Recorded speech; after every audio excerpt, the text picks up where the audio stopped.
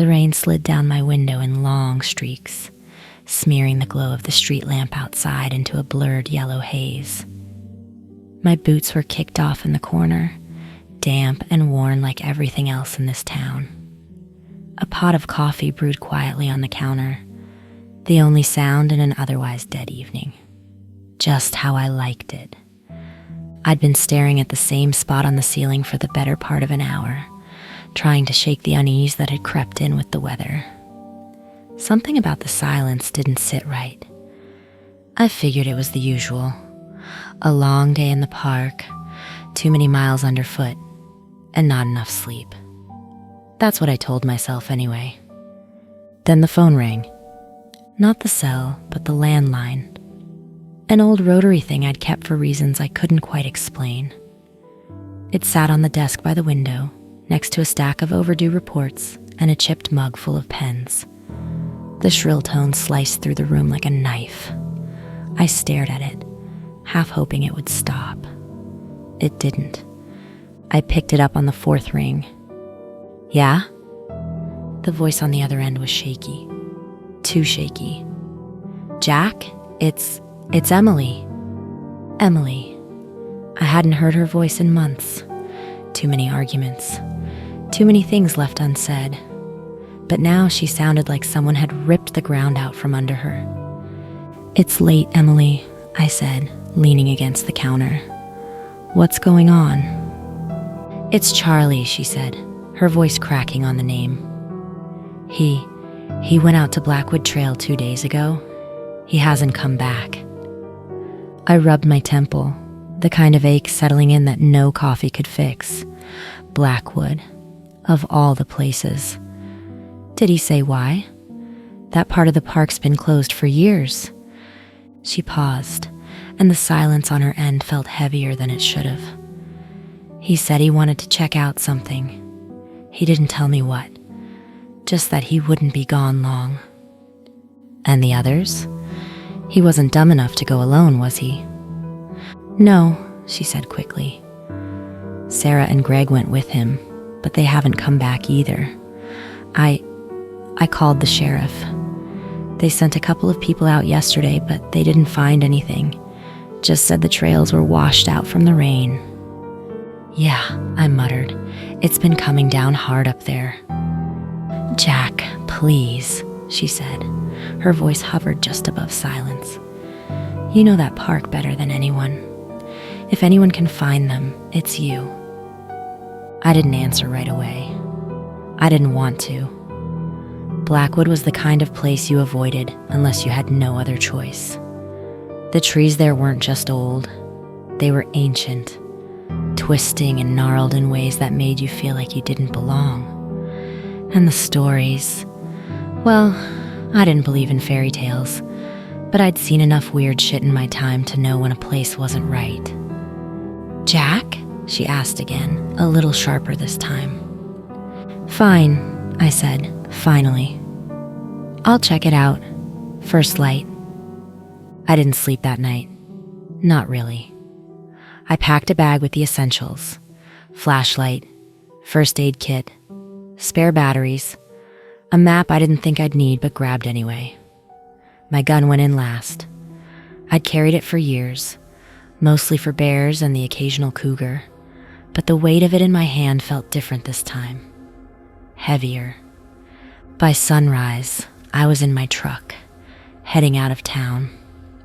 The rain had let up, leaving the air thick and cold, the kind of damp that settles in your bones. The trees along the highway blurred together as I drove, their shadows long and dark in the early light. I reached the trailhead just after 7.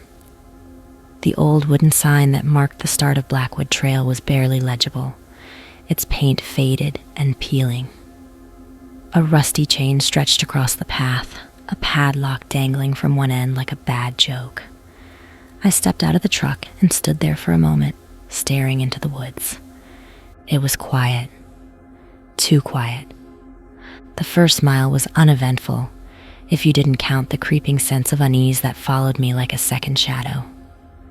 The trail was overgrown in places, the underbrush thick and damp, but the tracks were there if you knew how to look for them. Charlie and his friends hadn't been subtle. Their footprints cut through the mud in uneven patterns, suggesting a mix of excitement and hesitation. Then I found the water bottle. It was half buried in leaves, its plastic sides dented like someone had stepped on it.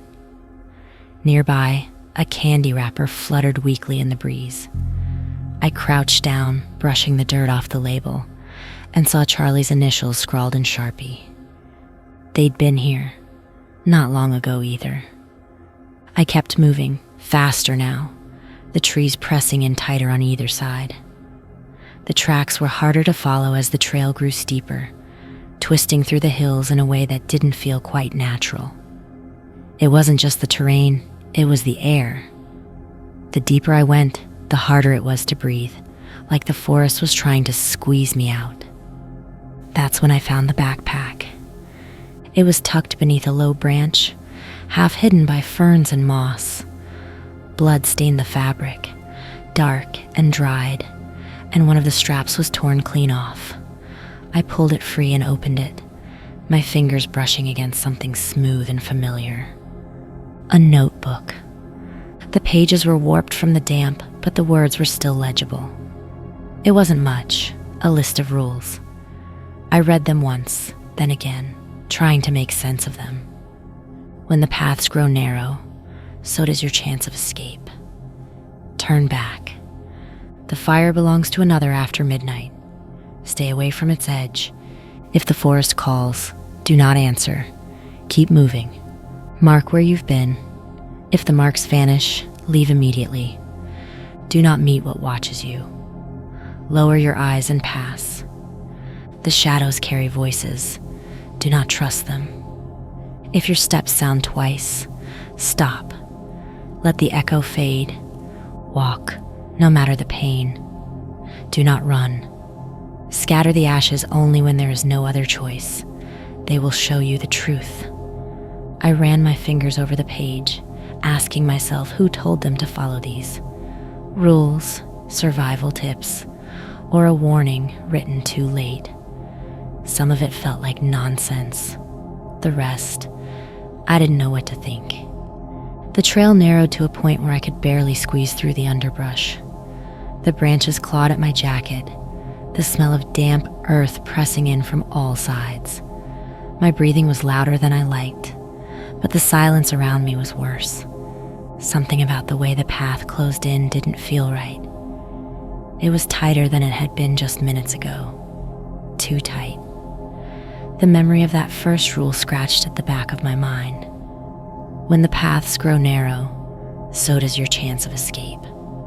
Turn back. I stopped, scanning the trail ahead. It twisted into the trees, disappearing into shadows that didn't look natural. The map said the clearing wasn't far, half a mile at most. Turning back wasn't an option. I pushed forward. The shadows along the trail deepened. My flashlight cut through them, but it felt more like a knife scraping bone than a light piercing darkness. Then I heard it, the faintest whisper, curling around the trees like smoke. A voice too quiet to make out, but just loud enough to make me slow down. I froze. The whisper stopped. My fingers tightened around the flashlight, and the notebook in my pack felt heavier than it should have. Rule 3, if the forest calls, do not answer. Keep moving. The whispers came again, louder this time, weaving through the branches like they were coming from the trees themselves. I clenched my jaw and kept walking, the words trailing behind me like fingers brushing my back. They wanted me to turn around. They wanted me to stop. I didn't. 100 yards later, I marked a tree. Just a quick scratch with my knife, enough to know I'd been there. I kept going, my boots sinking into the mud with every step. It wasn't long before I looped back, or so I thought. The tree I'd marked wasn't marked anymore. The knife in my hand felt useless. My heartbeat pounded in my ears as I stared at the smooth bark, unbroken, untouched. Rule 4, mark where you've been. If the marks vanish, leave immediately. I wanted to leave, but I couldn't. Not yet. Not without finding them. The trail opened into a clearing, the kind that made you feel like you'd walked into a different world. The ground was bare and wet, dotted with patches of moss that looked too green, too alive. I knew this place, the hiker's last campsite. And then I saw them. They weren't sprawled out like I expected. They were arranged. 3 bodies, twisted and broken, piled in a rough circle. Their faces, if you could call them that, were blurred, the features warped like someone had tried to sculpt them out of wet clay and given up halfway through. Charlie's jacket was the only thing that made me recognize him. I swallowed hard, the sour taste of bile crawling up my throat. The air around me felt heavier, and the silence pressed down harder than before. That's when I noticed the carvings, symbols etched into the dirt around the bodies, overlapping and uneven, like they'd been scratched in a hurry. At the center of it all was a book, old, leather-bound, with its spine cracked and its pages warped from the damp. I didn't want to touch it, but I did. The pages were filled with symbols, drawings of trees with hollowed-out eyes, animals that looked more like people, and notes scrawled in frantic handwriting. A phrase jumped out at me, a spirit of the forest, bound by offerings. Charlie and his friends hadn't just come here to hike. They'd come here to wake something up. And it had worked. My stomach churned as I flipped through the brittle pages, my eyes skimming over symbols and fragmented text. Then I stopped. On one page, something disturbing caught my attention. The rules. The exact same ones I'd read in the notebook back at the trail, staring up at me like they'd been waiting all along. Beneath the very same rules were symbols, circles, and jagged lines carved into the paper with precision. And then, beneath that, a block of text in a language I didn't understand, interspersed with a single word that made my blood run cold. Protection. The hikers hadn't written the rules. They'd found them. This book, whatever it was, had told them how to protect themselves. A way to survive the thing they'd called out of the woods. But it hadn't worked, not for them. My legs felt heavy as I stood. The world around me tilted slightly, the edges of the clearing blurring like a bad dream. Then I heard it. Not the whispers this time, but something else. Footsteps. No, not footsteps. An echo. Mine. My breath caught in my throat. Rule 7. If your steps sound twice, stop. Let the echo fade. The sound continued, a half-second delay that shouldn't have been there. One step, then another, perfectly in sync with my own until it wasn't. I held my breath, gripping the flashlight like it could protect me. The echo stopped, but the air felt charged, like the forest was holding its breath too. I took a step forward. The ground beneath me felt wrong, like I was walking on something that wasn't supposed to be there. The flashlight flickered once, then twice, before the bulb steadied. And that's when I saw it. The shadows at the edge of the clearing weren't shadows anymore. They stretched and twisted, pulling away from the trees like they were alive. Something moved within them, massive, hulking, and slow. Its eyes glowed faintly, 2 red orbs that burned like dying embers. My hand went to my gun out of instinct, the cold metal steadying me just enough to raise it. I fired once. The shot rang out like thunder. The creature didn't flinch. The bullet tore through it, leaving ripples in its form like smoke disturbed by the wind. It didn't bleed. It didn't even stop. It just watched. Then it stepped forward. I fired again. The second shot echoed through the clearing, cutting through the still air like a razor. It hit the creature dead center, or it should have. Instead, The thing's chest rippled, a hollow wave spreading out like water disturbed by a stone. No blood, no stumble, no reaction. My hand tightened on the grip of the gun, the weight of it suddenly feeling like a joke. The thing's eyes, the only solid part of its shifting, smoke-like form, glowed brighter, locking onto me with an intensity that twisted my gut. It stepped forward.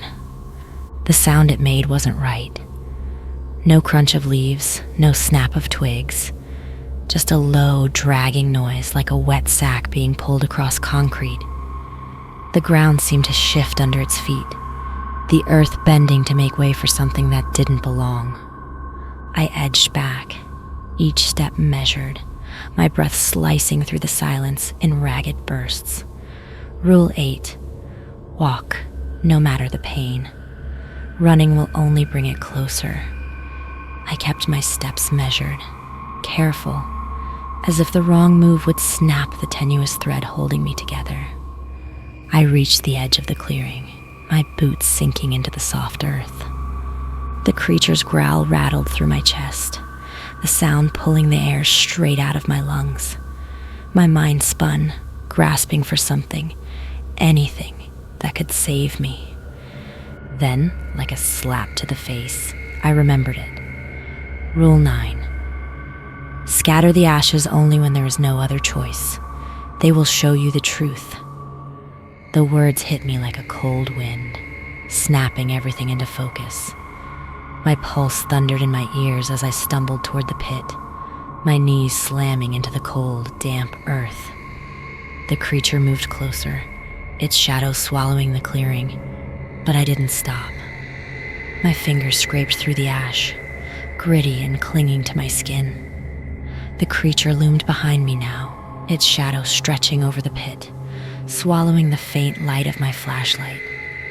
I grabbed a handful of ashes and turned, throwing them into the air with as much force as I could muster. The ashes hung in the air for a moment, caught in an invisible current, before clinging to the creature's form. Its body shuddered, the shadows rippling violently as the ashes spread, forcing its smoky, amorphous mass to take shape. For the first time, the thing looked solid, real. A towering, wolf-like figure with jagged fur and eyes that burned like molten coals. Its growl turned into a snarl, sharp teeth glinting in the faint light. I didn't hesitate. I raised the gun and fired. The first shot hit its shoulder, and this time it reacted. A howl tore through the clearing, loud enough to make the trees shake. The creature staggered, but didn't fall. I fired again, the second shot hitting its chest. It lunged. The force of its body hitting mine was like a freight train, knocking me backward into the dirt. My breath left me in a sharp gasp as its claws scraped across my jacket, the tips digging just deep enough to draw blood. I twisted, grabbing another handful of ashes, and shoved them into its face. The beast recoiled, its snarl turning into a guttural roar as the ashes burned into its eyes. I scrambled to my feet, the gun shaking in my hand, and fired one last time. The shot hit its head. The creature froze, its body shuddering violently before collapsing into the dirt. Its form dissolved almost instantly, the shadows peeling away like smoke in the wind. All that was left was a faint, blackened stain on the ground and the acrid smell of burnt wood. I stood there for what felt like hours, and the clearing was silent once again. But it wasn't the same silence as before. This one felt final. The book lay open at my feet, its pages fluttering weakly in the breeze. I stared at it for a long time before picking it up and throwing it into the fire pit. The ashes swallowed it whole. I turned and walked away, my flashlight guiding me back toward the trail. The forest still felt heavy, but the air was lighter somehow, as if something had finally let go. By the time I reached the truck, the sky was softening to gray. Dawn. I stood by the driver's side, staring at the forest line, half expecting those glowing red eyes to reappear. They didn't. Just trees stretching up toward the sky like they had something to prove. I climbed into the truck, tossed my pack onto the passenger seat, and sat there for a long time, listening to the quiet. My hands were shaking, the blood under my nails already starting to dry. The scratches on my chest burned with every breath. I'd survive, but I wasn't sure if I'd come out whole. The first thing I did when I got back to the station was pull the maps for Blackwood.